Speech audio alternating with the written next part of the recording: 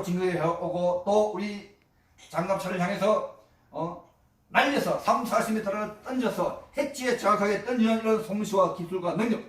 그러면 우리 일반 학생들이 하겠습니까? 일반 시위대가 하겠습니까? 못합니다. 그러면 훈련, 특수 훈련을 받는 북한 특수군 외에는 할 수 있는 능력이 있는 자. 그게 일본 사람이겠습니까? 미국 사람이겠습니까? 아닙니다. 북한 특수군 요원들이고, 그래서 이것이 바로 북한 특수군을 입증을 하고 있는 하나의 사전 입증을 하고 있는 가장 중요한 모멘트입니다. 그 외에 제가 북한 특수군이 왔다, 북한군이 왔다, 이런 걸 지금 이제 증명을 하는 것이 여러 군데 많죠. 정만원 박사가 여러 가지 어떤 그 북한이 왔다는 거 영상 기법에 의해서 증명을 하고 있는 것도 있고, 또 북한 탈북자가 지금 이제 증명을 하고 있는 것도 있고, 또 북한의 어떤 하나의 그 마뉴먼트, 기념비를 갖다가 북한에서 와가지고 그 이미 그런 사진들도 많이 있습니다. 그리고 가장 크게 나를 증명하는 누구냐? 바로 북한의 김일성입니다. 김일성 알죠? 김일성 수령. 김일성 수령이 김일성이라는 작자가 자기가 보냈다, 내가 지시했다, 명령했다. 김일성이가 나를 증거를 하고 있습니다. 만약에 이런 정인들이 없다면은 저는 이미 신동국이가 5.18 때 최초 발포의 명령자로서 학살의 주범으로서 이미 저는 사형을 당했을지도 모릅니다. 이미 형장에 그냥 감옥소에 나온 것이 아니고 형장에 있을도 이미 사라졌을지도 모릅니다. 하지만 또 이외에 주위에 저를 점거하는 북한 특수군이 왔다는 거, 북한군이 왔다는 거, 많은 증명자, 증언자, 또 국내 탈북자, 북한 자체 내에 이런 것이 많이 있습니다. 이런 증언자들이 있기 때문에 그런 사람들의 힘을 입고 저는 지금 이제 당당히 이야기함과 동시에 오늘 이런 발표를 함으로 해가지고 대한민국의 어떤 5.18과 또 대한민국의 역사의 전환의 물꼬를 마련하는 이런 중요한 시기인 것입니다. 그래서 오늘 여러분에게 참석하신 여러 유튜브 기자님들, 이런 분들이 지금 이제 오늘의 진정한 애국자십니다. 이런 애국자분들께서 이 그때 그 상을 정확하게 묘사를 해야 합니다. 그래서 이제 그리고 이야기를 더 하면은 그때 수협 빌딩에 올라가서는 우리가 북한군이 왔다, 북한 특수군이 왔다. 그 놈들을 향해서 이게 이제 세 가지 내가 1차 증거, 2차 증거, 3차 증거를 이야기를 갖다가 했고, 그 외에도 이제 증거는 부지기수로 많다는 이야기입니다. 그래서 이제 제가 보고 듣고 한 거는 거기에다가 플러스 또 놈들이 선제 공격과 이어서 선제 사격을 해왔는 거, 또 이외에 사실 우리 한 번에 많습니다만 가장 크게 이렇게 세 가지를 갖다가 일단 함을 해가지고 이 북한군이 왔는 것이 이제 놈들이 99.9%가 맞다는 거 갖다가 그 당시에 인정을 한 겁니다. 0.1%는 이제 그 이후에 지만한 책을 갖다가 봄으로 해가지고 100%를 갖다가 완전히 인식을 한 것이었고, 그때 그 당시에 99.9% 이렇게 인식을 하기 때문에 놈들이 북한군을 향해서 이때 놈들이 나라를 망치는 이런 상황에 와 있다. 이때 정말 그때 시대적인 사명감과 소명감, 또 아울러서 그때 이미 상황 판단 능력, 저는 사실은 눈도 나쁘고 구보도 못하고 여러 가지 핸디캡이 많습니다. 저 같은 사람이 경북대학교 ROTC를 나오고 난 이후에 특전사로 차출된다는 것은 놀라운 사실입니다. 놀라운 사실. 제가 신체적인 조건으로는 특전사, 특자에도 갈 수가 없습니다. 제가 그 당시에 특전사로 차출됐다는 이야기를 경북대학교 ROTC와 그 외의 ROTC 친구들 듣고는, 에이, 신동구이가 특전사로 차출됐대. 그래서 그 진짜 부족한 거 한 날도 안 돼가지고 잘려가지고 108 보충대로 갈 거야. 그런 이야기가 파다하게 많았습니다. 그러니까 그만큼 신동구이가 눈도 나쁘고 구보도 못하고 저 완전히 고문강 같은 그 친구가 공수부대 가면 보통 하늘을 날고 땅을 기고 물을 갖다가 완전히 물기같이 헤엄치고 정말로 이 우리나라 최정예 부대입니다. 해병대보다 높고 완전 어떤 특공대보다도 더 세고 가장 그 막강한 이런 공수특전단, 그 특전에 차출됐습니다. 그 특전에 차출돼가지고 이런 여러 가지 약한 이런 신동구이가 차출돼가지고 얼마 안 돼가지고 제가 육사, 삼사, ROTC 전 장교에서 최고의 귀감이다, 최고의 모범이다. 그래서 특전사령관 표창과 훈장을 제가 받았습니다. 놀랍죠? 이런 여러 가지 핸디캡이 있는 이런 자가 왜 받았겠습니까? 싸움을 잘해서, 태권도를 잘해서, 아니면 힘이 좋아서 구보를 잘해서? 아닙니다. 아무것도 못합니다. 아무것도 못하지만도 오로지 국가와 민족을 사랑하는 마음과 부활을 아끼는 마음과 뭔가를 해야 되겠다. 만약하면 나라를 지켜야 되겠다. 그런 하나의 사명과 소명의식. 누구든지 사명과 소명이 의식이 있으면 자기에게 초인적인 힘이 나오게 마련입니다. 나는 지금까지 여러 가지 초인적인 힘들이 많이 여러 번 나왔습니다. 이때 하나님의 성령의 능력, 그 믿음의 힘과 같이 컴바인할 때는 정확한 그런 힘이 나옵니다. 그래서 지금 현재 그때 그 옥상에서, 수협빌딩 옥상에서 지금 이제 많은 무리들이 공격을 해오고 있는데, 이때 저는 잠잠히 있었죠. 왜냐? 내 위에 상관들이 있으니까, 중대장도 있고 지역대장이라는 소령도 있으니까 나는 오로지 그 사람 시키는 대로만 하려고 가만히 있었습니다. 그런데 한참 동안 있었는데 잠잠한 거예요. 아무도 우리 그때 거기에 있는 하사관들은 밥만 먹고 총만 쏘니까 백발백중의 명사수들 많습니다. 저는 총도 못 쏩니다. 눈도 나빠서. 그런데 이런 하사관들은 발포 명령자가 없이 함부로 발포는 절대로 하지 않습니다. 이렇게 그 공수부대에 진짜 하늘을 달고 땅을 기고 물에서 물리아제 형식 치더라도 규율은 엄격합니다. 이런 엄격한 규율이 있기 때문에 누가 발포 명령을 하지 않고 이놈들 적들은 지금 진격해오고 우리 전체를 죽이려고 오고 있는데, 이런 상황을 해야 되는데, 제가 둘러보니까 장교들, 내 위에 장교들, 중대장도 안 보이고 지역대장도 안 보입니다. 장교들이 안 보입니다.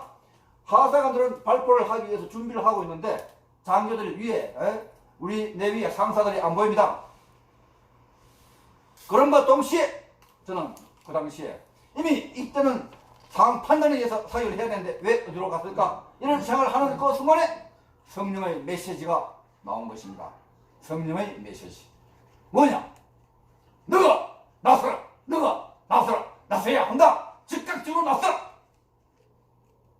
액션을 취하라는 그런 하나의 하늘의 메시지, 하늘의 음성이 들려진 것입니다. 그와 동시에 저는 두세 발자국을 뒤로 물러서고 난 이후에 총을 어깨에 메고 하늘을 향해서 공포 한 발을 쏘았습니다.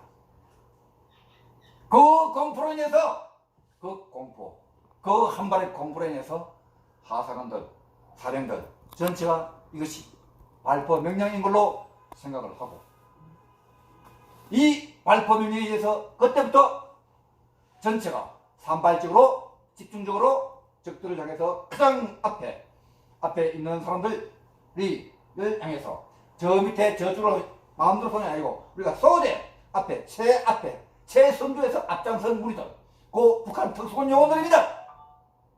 또 아울러서 북한 그런 하나의 핵심 추종 세력들입니다. 그들을 향해서 발포를 한 것입니다. 나는 거기서 내가 쏘은 것은 없지만도 그 앞에 몇몇이가 쓰러지는 것을 보았습니다. 확실하게. 그래서 이제 이놈들이 진격을 해오다가 총선에 가더라도 이 사람들은 계속 진격을 해옵니다. 근데 진짜 앞에 누가 쓰러지네, 퍽퍽 쓰러지네. 그때부터 진격이 멈췄습니다. 이때 진격을 멈추고 난 후에, 이때 우리는 그때 그 당시에 요단대 그 일대, 전남대학교 그 일대에서 우리 향해서 기총소사 다락다락다락 가격이라는 소리가 계속적으로 났습니다. 이때 우리는 적들과 싸워서 이기려고 한 것이 아니고 우리가 안전하게 도피 및 탈출을 하기 위한 어떤 하나의 수단이었습니다. 그래서 지금 현재 오늘 그 이후의 일을 일단 조금 놔두고 이 발포의 성격은 일단 넘겨짚고 나가야 할 것입니다. 왜 이 발포의 성격이 어떤 것이냐? 이 발포는 우리는 그 당시는 자위권 차원에서 또 국가 소적인 차원에서 국가를 갖다가 우리가 지금 현재 떨어져가는 국가를 막아야 한다. 또 정의의 차원, 자유민주주의를 지켜야 된다. 정의의 차원에서 했는 지극히 정당한 발포였습니다. 그리고 그때 그 당시에 군으로서 발포를 하지 않은 행위는 직무유기예요. 직무유기. 그리고 그때 그 당시 발포를 함으로 해가지고 광주와 전라남도 지역에 더 큰 피해, 엄청난 수십만, 수천, 수만, 수십만의 피해를 막아내었습니다. 왜 그러냐? 그때 화순탄강에서 가지고 있는 화약과 TNT가 엄청나게 많았습니다. 내관도 있고 수류탄도 450발, 한 발만 터뜨렸다면 전체가 다 폭발을 하면은 그때 그 당시에 위력이 어떠냐? 일본의 히로시마 나가사키 떨어졌던 원자탄 10배의 위력이 넘습니다.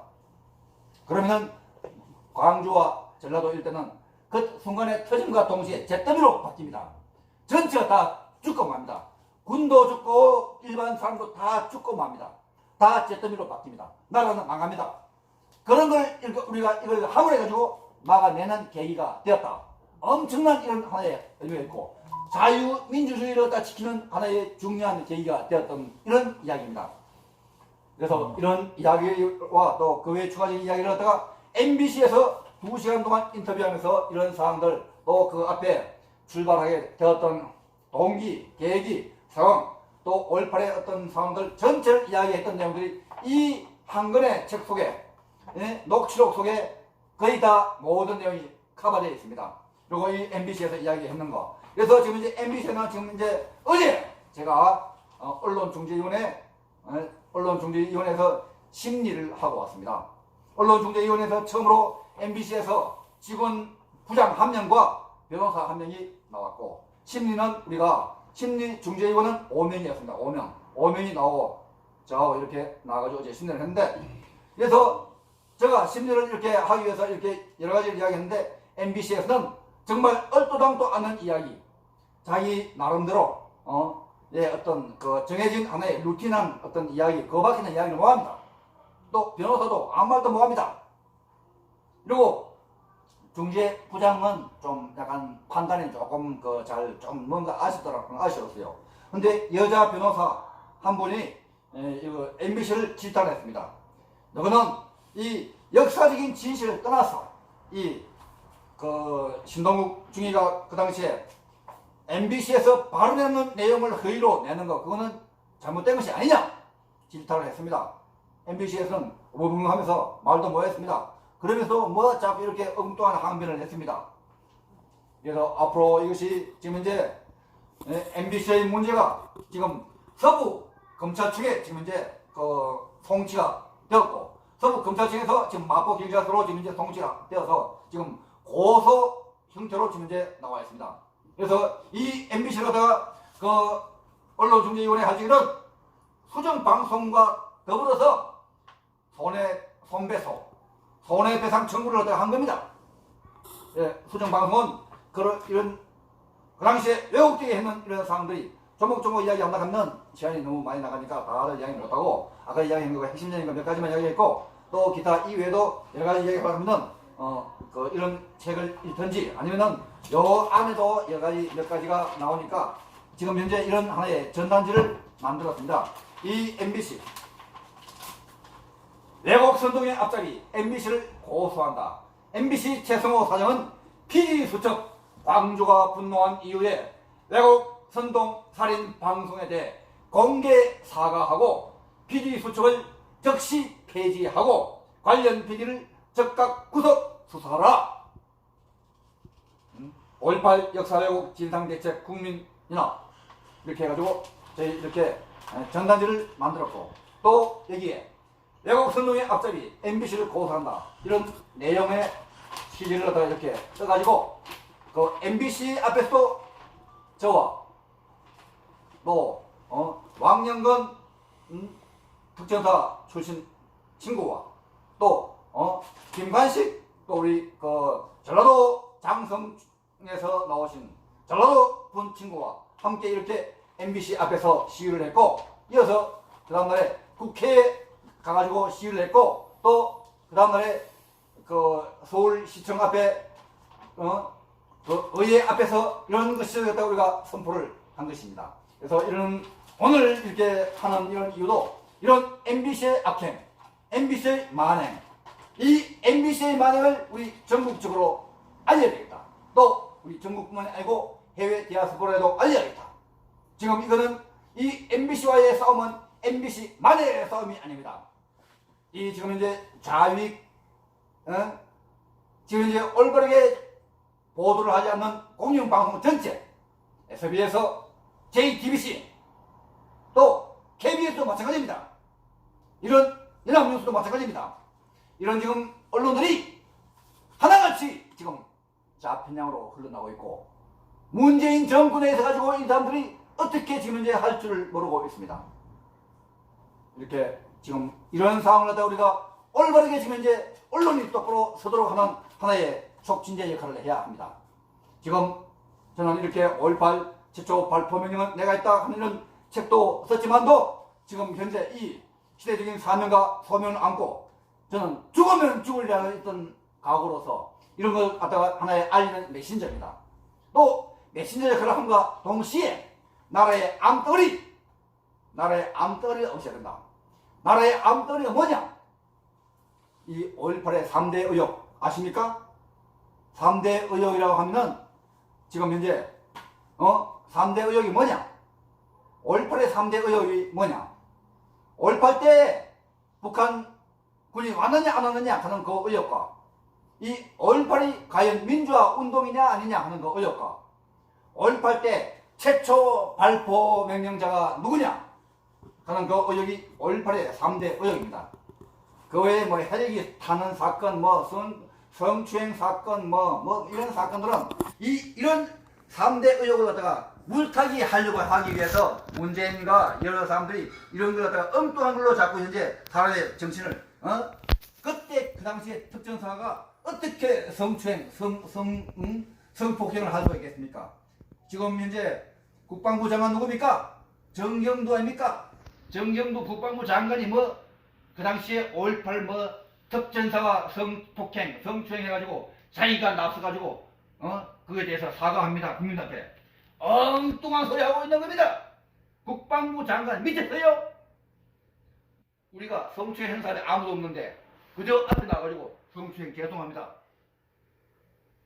했는 사람이 아무도 없는데 또 했다고 한들 북한 특수군 놈들이 이렇게 해가지고 뭔가 유언비어를 흩뜨리고 저거 한 걸 갖다가 특정사가 했다.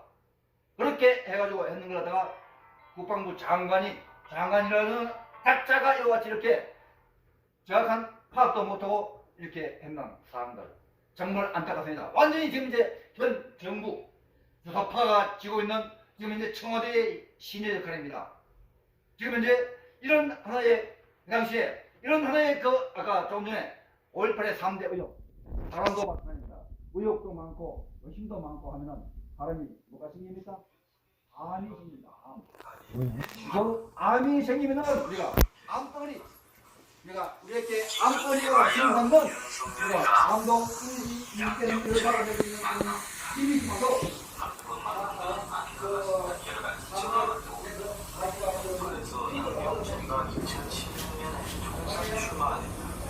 그러니까 양정천이나 종천이도 박근혜 정권 초창기 2013년에 문제가 생겨가 논의가 접촉하고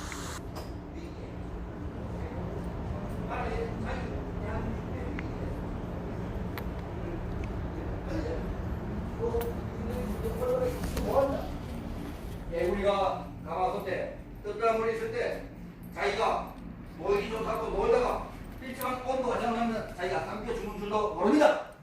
마찬가지입니다. 대한민국 국민들 지금 이제 별 문제 없네 특별한 문제 있겠나 그런 식으로 생각하는 많은 사람들 공산주의로 되어나면은 아차 이야 완전히 사람들 다 죽어가네. 대한민국 사람들은 한국 사람들은 죽어야 죽는 줄 압니다. 내일 죽어도 오늘까지 살면 오늘 완전히 희낙낙을 합니다. 그게 어디 나오느냐? 2조 만렙에 대한민국이 망할 적에 이완용으로부터 대한민국이 팔리고 나갈 적에도 나라가 망하는 것이 한 달도 안 남았고 일주일도 안 남았는데 부어라 마시라 캐시라 셔라 하면서 완전히 장관들하고 다 마음대로 놉니다.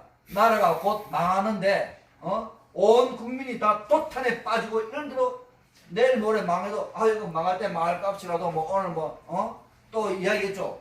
먹고 죽은 송장이 피부색도 더 좋더라는 말. 진짜 안타깝습니다. 내일 죽는다. 한 달 후에 죽는다. 1년 후에 죽는다. 그러면 그 준비를 해야 합니다. 그래서 저는 죽으면 죽으리라는 이런 각오, 또 이순신 장군의 생적사, 사적생, 죽고자 하는 자는 살고 살고자 하는 자는 죽습니다. 이런 하나의 각오로서 이때를 위함이라, 저는 이때를 위해서 태어난 자입니다. 이때 우리나라의 대한민국의 어떤 상을, 위기상을 알리는 하나의 메신저 역할, 하나의 우리의 5.18로, 이 우리나라는 지금 이제 이 5.18은 사실과 팩트가 있는데 저와 같은 자가 이렇게 당당하게 이야기할 수 있는 이유가 뭡니까? 나는 이런 사실과 팩트를 넘어서 이 5.18의 진실을 알고 있기에 저는 당당하게 이야기할 수 있습니다. 진실은 힘이 있습니다. 진실에는 생동력이 있습니다. 엄청난 어떤 그 힘이 나오기 때문에 이 진실을 확실히 알기 때문에 이 5.18에 대해서 확실히 함과 동시에 이 진실로서 대한민국 역사의 진실을 갖다가 밝히는, 물꼬를 전환시키는 그런 역할을 할 걸로 믿습니다. 그래서 이제 이번에 이 MBC와의 싸움은 비단 MBC만의 싸움이 아니고 이 언론을 갖다가 우리가 작용화된 언론 전체를 갖다가 우리가 올바르게 깨는 역할, 또 이렇게 하는 하나의 촉진제 역할을 갖다가 함과 동시에 대한민국이 자정으로 흘러나가는 것을 막아내는 가장 중심 역할을 할 걸로 믿고 이렇게 싸우고 있는 이런 싸움을 아무리 제가 힘이 있고 능력이 있다고 하더라도 혼자만의 싸움은 절대로 이기지를 못합니다. 그래서 이 싸움을 하는데 여러분, 우리 애국 국민들이요, 애국 시민들이요, 애국 우리 덤프들이요, 힘을 합쳐서 함께 싸움에 동참을 할 때 우리 이 싸움은 이길 수가 있습니다. 그리고 자유 대한민국을 지켜낼 수가 있습니다. 자유 대한민국이 공산주의로 바뀌면 여러분들 그때 곡소리 납니다. 여러분 여기저기서 죽는 소리가 납니다. 월남 패망과 캄보디아의 킬링 필드를 보십시오. 그 증거, 얼마나 많은 사람들이 죽고 얼마나 많은 사람들이 보트 피플을 해가지고 다 죽었습니까? 그리고 또 나라 없는 백성들의 어려움과 한, 그걸 알아야 합니다.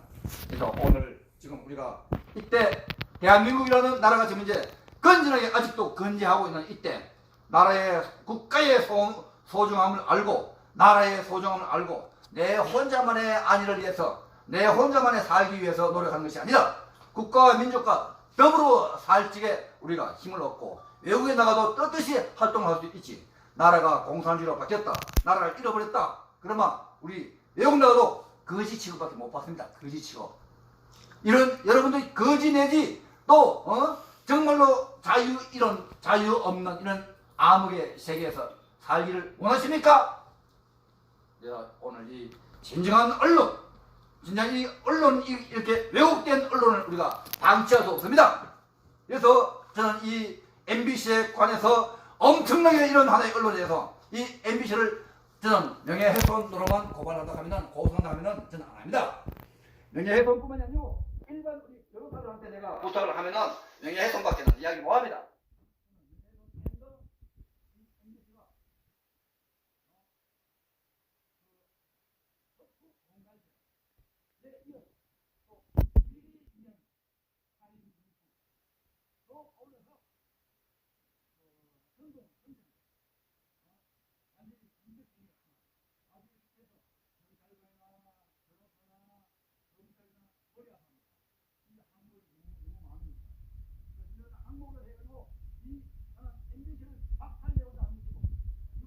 이 MBC가 올바르게 선회를 해가지고 올바른 보도의 어떤 역할을 한다면은 저는 제 임무가 끝이 나을 수 있습니다.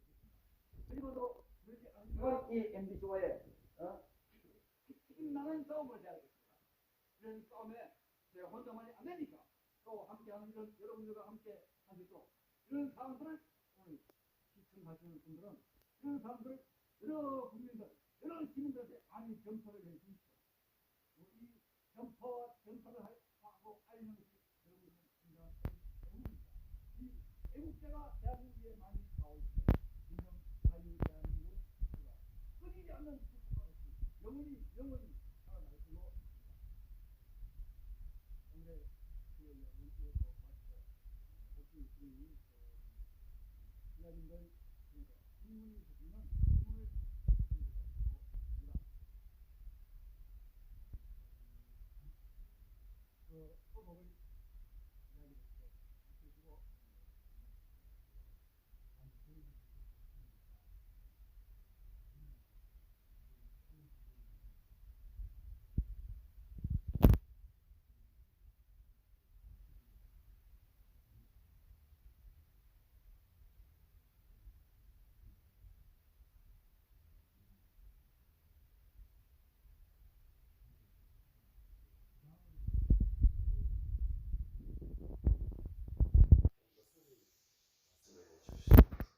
네네. 관심이 있어 할 것 같습니다. 지금 언론 중재위원회에서 정말 이거는 최초 MBC와의 특징인데 이런 특징에서는 사실은 중재가 지금 성립이 못됐죠. 우리가 주장하는 것과 MBC에서 나와가지고 주장하는 거에 갭이 너무나 크니까 이제 성립은 못돼도 이것이 하나의 앞으로의 모든 싸움의 여정의 출발점이다. 이 출발선상에서 이러한 상황을 갖다 우리가 차이를 인식을 하는 그 상황이었습니다. 그래서 저도 중재위원들의 능력이 어느 정도인가, 중재위원들이 정말로 이 중재를 올바르게 할 수가 있는 그런 힘과 지혜와 용기와 파워가 있느냐.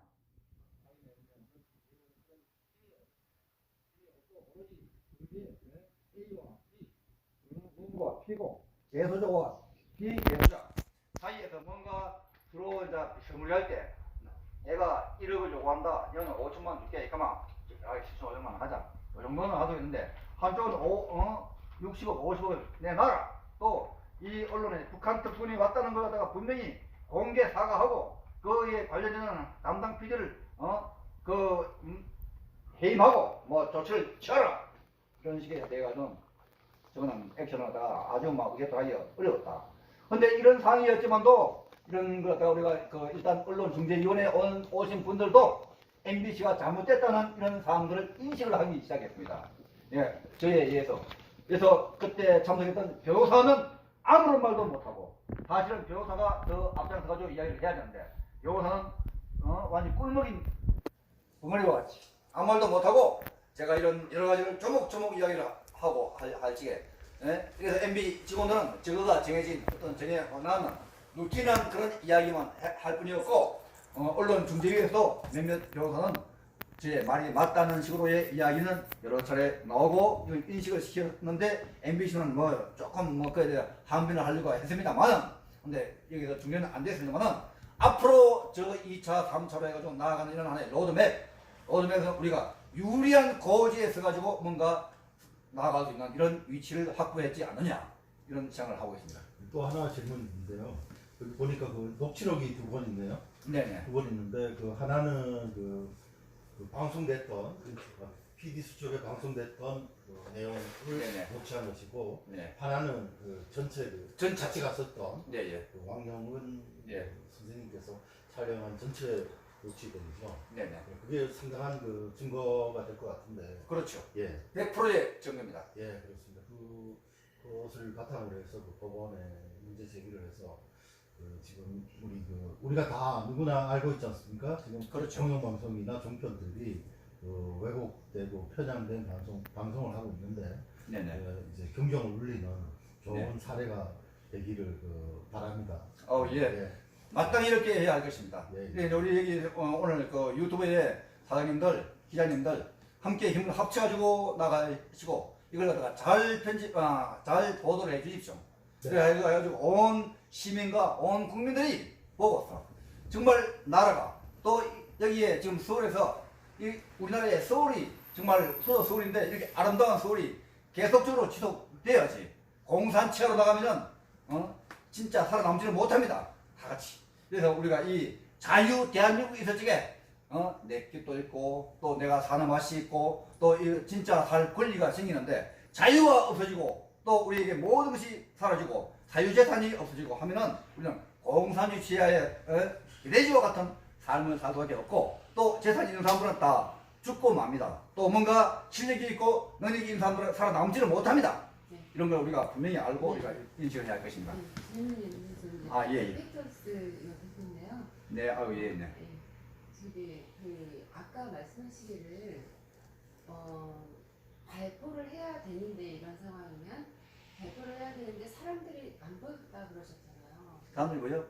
그 발표 명령을 내릴 만한 사람들이 다 없었다 주변에. 예, 예. 왜 없었나요? 그런 상황에서 없을 수 없다는 것이 자연스러운 상황이었나요? 아니죠. 자연스러운 상황이 아니죠. 왜 근데 그 아주 질문을 갖다가 예리하게 잘 하셨습니다. 네. 이런 이제 그 당시에 우리 그 중대장과 지역 대장이 제위에 있었는데 중대장은 피했고 지역 대장 역시도 나중에 보니까 피했습니다. 근데 그게 왜 피했냐? 네. 자기가 이런 한해 발포 명령자다 이런 한해 누명이 쓰일까봐 또 앞으로의 자신들이 그런 걸 책임을 안 지렸고 피했어요. 그래서 이제 아마 제 생각에는 지역 대장이 피하니까 중대장도 또 지역 대장이 없는 거고 자기도 또 안 잡고 또 피한 것이 아니냐. 그래서 이제 위에 내 상관들은 안 보이고 그래서 이제 보통관들은 신동국 중이 혼자가 자기 부하들과 함께만 한 것이라고 생각하는데 저는 지역대 전체 100명입니다. 100명 중에 차포 뛰고 한 70명 정도가 전체 옥상으로 올라가가지고 발표를 한 것입니다. 그래서 이제 그때 상관들이 보이지 않는 것은 자기 자신들의 어떤 책임을 면하기 위한 하나의 안타까운 현실입니다. 특정사 자체가 아닙니다. 그 일종의 아주 직무유기에 그렇죠. 직무유기에 해당되는데 사실은 이제 끝나고 난 후에 직무유기 처벌도 없었습니다. 또 뭐 이래가지고 흐지부작이 이렇게 끝나버리고 그래서 사실은 참 안타까운 것이 저는 사실은 이 5.18이 끝나고 난과 동시에 전역을 했습니다.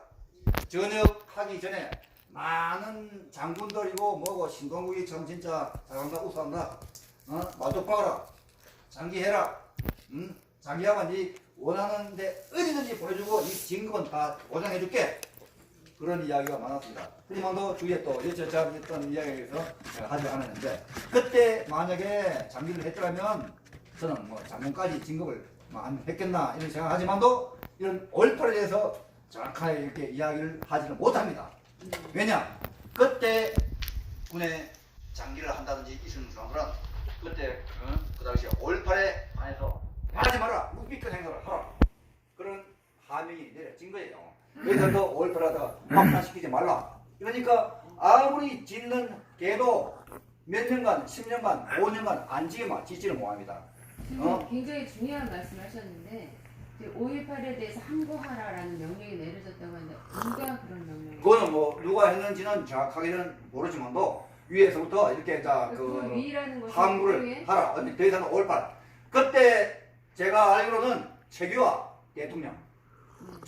대통령이 5.18에 더 이상 확산하고 오래 끄는 걸 갖다가 원치를 안 했습니다. 그래서 아마 최규하 대통령으로 인해 가지고 전두환 씨는 그 당시에 국부위원장을 할 적에 이렇게 5.18을 갖다 더 이상 확산시킨다든지 장기화시키는 것 갖다가 원치를 안 하기 때문에 더 이상도 5.18을 갖다가 미봉 상태로 덮었어요. 그것이 이 역사의 오점입니다. 그때 만약에 우리가 사람 몸이 아플 때 수술을 하고 난 뒤에 아무리 급해도 수술을 하고 난 뒤에 질서정연하게 확실하게 수술을 하고 난 뒤에 덮고 해야만이 사람 몸이 완벽하게 낫는데 그 안에 오물도 있고 안 좋은 것이 있는데도 그대로 덮어놨고 우선은 낫는 것이 보이지만 언제나 그건 재발 산발하기 마련입니다. 나라도 마찬가지입니다. 나라도 그때 5.18 갖다가 완전히 그때 여러 가지 어떤 문제점 많습니다. 그런 문제는 깨끗이 북한 특수군이 왔는 거 또 이런 그때 그 당시에 깨끗이 했더라면 39년, 8년, 40년이 흐른 이런 시기에 그런 문제가 지금 이제 이런 문제가 발생될 리가 없습니다. 오늘 잘 질문을 드렸습니다. 그게 사실은 굉장히 중요한 것이 그 부분이 명쾌해져야 돼요. 그러니까 누가 그런 항거하라는 명령을 내렸으며 왜냐면 말씀하셨듯이 그것 때문에 여태까지 많은 부분들이 오히려 왜곡될 수가 있었던 힘을 준 거거든요. 그렇죠. 진실을 알고 있는 네. 사람들이 가만히 있으니 그리고 또 하나 중요한 거는 이제 그 그렇다면은 그쪽에서 이제 북한 특수군이 정말로 내려왔다는 건 확실한 증거. 내가 이제 그 확실한 증거를 갖다가 내가 또, 그 이제 이름이 이제, 아까 이제 사진에 첫째 증거, 둘째 증거, 셋째 증거를 갖다가 북한군이 가져왔다는 거 이야기했고, 네네. 그 다음에 이제 그 끝나고 난 이후에 확실한 증거가 어디 있느냐? 네. 지금 5.18 묘지에는 무연고 묘지가 몇 구 있습니까? 무연고 묘지가 12구가 있습니다. 12구. 그 12구가, 그거는 DNA가 한국에 없습니다. 지금까지 그 찾는 사람 아무도 없습니다.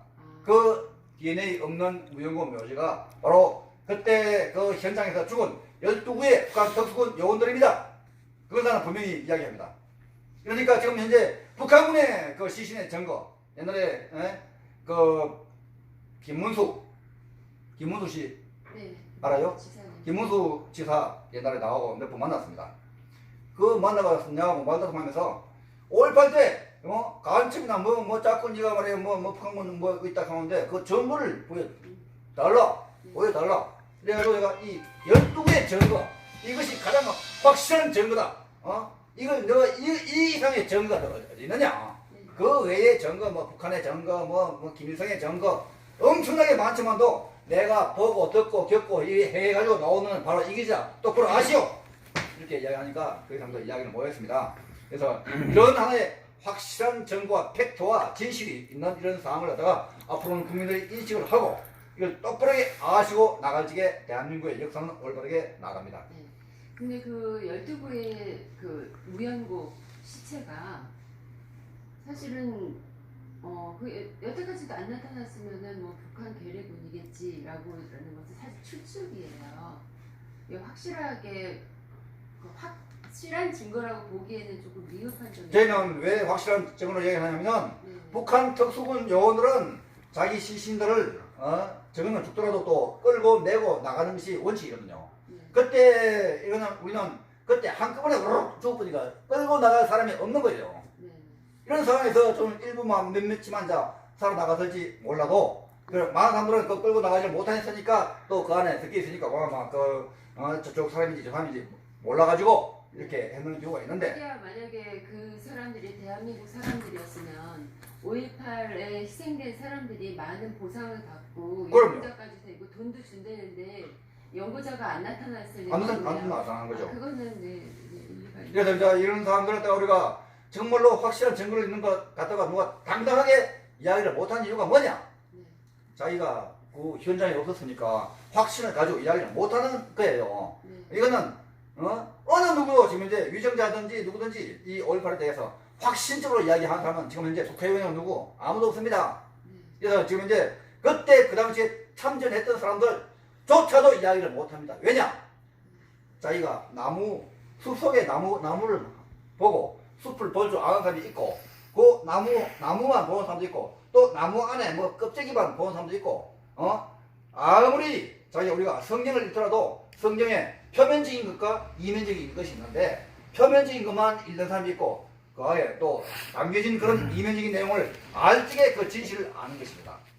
다들 그 사병들 하상들 다 표면과 이면을 아는 것이 아니에요. 장교도 마찬가지입니다. 그래서 이와 같이 이렇게 이야기를 못하고 장교 하사관들은 더 이야기 못하는 이유가 뭐냐? 함구를 했기 때문에 함구하다가 보면은 할 수 있는 말조차도 못합니다. 그렇죠. 예, 저기요, 제 질문. 지만은 박사 주장하는 청주이골 439 그건 어떻게 생각해요? 청주이골 439는 지금 제가 여기서 이야기할 수가 있습니다만은 제가 보고 듣고 겪은 그 항목이 아니니까 여기서는 일단 유보를 하겠습니다. 그러면은 이 사건과 더불어서 전두환 때도 있었고 뭐 다 있었는데 검찰 조사나 경찰 조사 있었는데 그런데 조사 받은 적 있어요? 이 사건과 더불어 없습니다. 아무것도 없죠. 나한테? 예, 신동국 중위가 그 조사받은 거 있냐? 나는 그 정문에 나가려고 노력을 하고 했는데 그 당시에 나는 그 직장이 은행이었습니다. 은행에서 이렇게 나가려니까 은행에서는 사표 내고 나가라 이렇게 하는 거리에 내가 또 사표 낼 수도 없고 그래가지고 또 저같이 이렇게 말단 분위기가 이렇게 나가지고 나온 사람도 없고 저심하신 최소한 연간 장교 이상만 나왔으니까 그때 또 내가 안 나가도 저 사람들이 진실을 이야기를 해주겠지. 그래가지고 청문회를 내가 이야기했는데 청문회에 나간 사람들 다 뚱떼지같이 올바르게 얘기하는 사람들 잘 없더군요. 생각나지 않는다, 기억나지 않는다, 전심하시 이런 식으로 해가지고 하고 나와 같이 이렇게 진실을 똑바르게 이야기, 자신있게 이야기하는 사람이 없는 것이 너무나 아쉬웠습니다. 근데 아까쯤에 저 어떤 그 애국우파 유튜브 기자가 우리가 들을 때는 저거 신동국 중의 말에 어떠한 거 뭐냐 하자라든가 논리적 이상이라든가 뭐 사실적 증언으로 볼 때 뭐 이상 있는 부분이 없었는데 그 양반은 굉장히 똑똑한 사람이었는데 신동국 중이 발언에 문제가 많다. 좀 그 비사실적인 부분이라든가 비논리적인 부분이 있다라고 그랬는데 어느 부분에서 그런 점을 그 사람이 감지했다고 생각해? 어느 부분에서 그런 말을 그런 이상한 부분을 감지했다고 말을 할 수가 있다고 생각해요? 저는 그런 말을 하는 사람 자체가 그런 말을 할 수 있는 자격도 없는 사람입니다. 그 현장에도 있지도 않고 그저 뭐 중앙에 그 사령부에 누워 있었는데 자기 어깨에 힘주려고 하는 그런 하나의 액션이에요. 그거는 일고의 가치도 없습니다. 맞습니다. 네, 맞아요. 도대체 사실대로 말하는데 누가 그렇게 왜 반박을 하냐고. 예, 저의 이야기는 사실과 팩트뿐만이 아니고 진실이니까 나는 언제라도 이 이야기는 지금 이제 황교안한테도 이야기할 수 있고 이해찬이 그건 나쁜 놈 이해찬이 한테도 할 수 있고 문재인이 와도 나는 문재인과 지금 이제 이 책에도 나왔습니다만은 문재인과 담판하자 이렇게 이야기할 수 있고 김정은과도 이야기할 수 있고 트럼프와도 이야기할 수가 있습니다. 저기죠. 이 책을 갖다가 앞으로 영어로도 다 번역을 해가지고 지금 출판을 하려고 준비를 하고 있는 중입니다. 네, 저기서 일반 변호사라든가 일반인들이 절대로 이길 수 없는 싸움, 그러니까 이길 확률이 0.01%도 안 되는데도 나는 끝까지 시도해서 이겼다. 그 얘기에 대해서 잠깐 한번 말을 좀 해주세요. 아, 네네. 예. 그것은 그거는 내가 짧게만 이야기하겠습니다.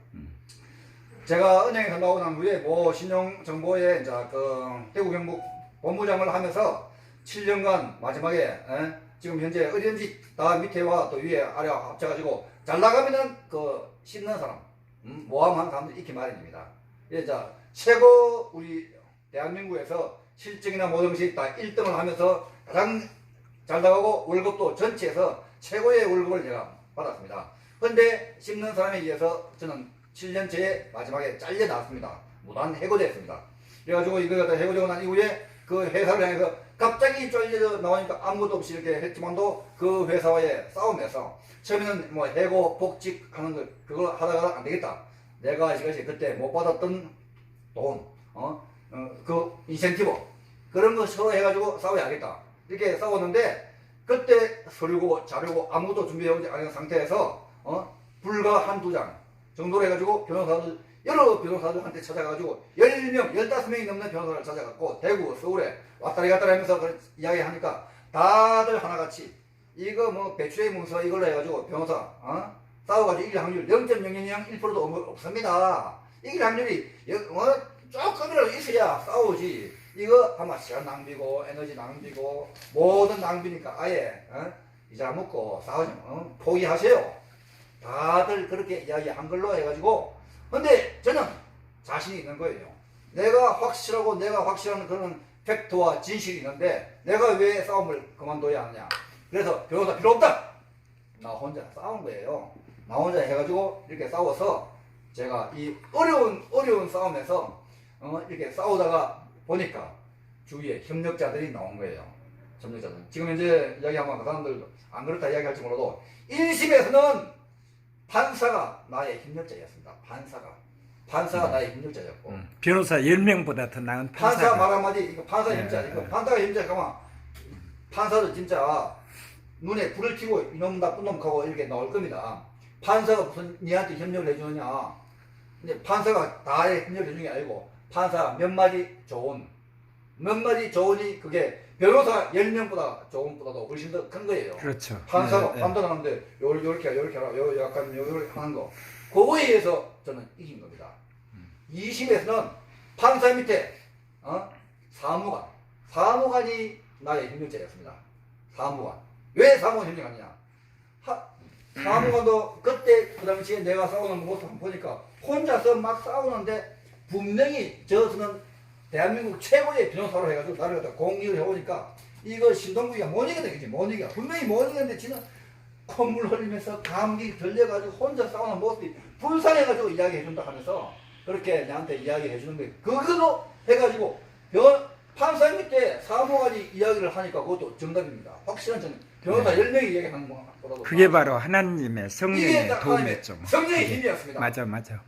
그래서 이겼고, 그래서 못 이길 싸움을 제가 이겨냈고, 3심까지도 또 이겨냈고, 그 외에 알바가 잡혀도 5심까지는 이겨냈습니다. 그래서 내가 그때 이기고 5억 정도를 받아내고, KBS, MBC, SB에서 또 언론, 네, 인간 승리 하면서 신문에 크게, 뉴스에 크게 나왔습니다. 네. 그럼 이번에도 이렇게 끝까지 투쟁을 하셔서 이길 것 같은. 그럼요. 생각이 있겠죠? 이긴다는 나는 확신이 있습니다. 네. 그러면 질문을 다시 한번 초점으로 돌아가서요. 지금 발표를 본인이 했다고 말을 하는데도 좌파들이 공격을 안 하고 있잖아요. 난 좀 전에 얘기했는데 나는 이번에 발표를 한 것이 이제 MBC로 해가지고 나감을 해가지고 저는 생명의 위협을 많이 느꼈습니다.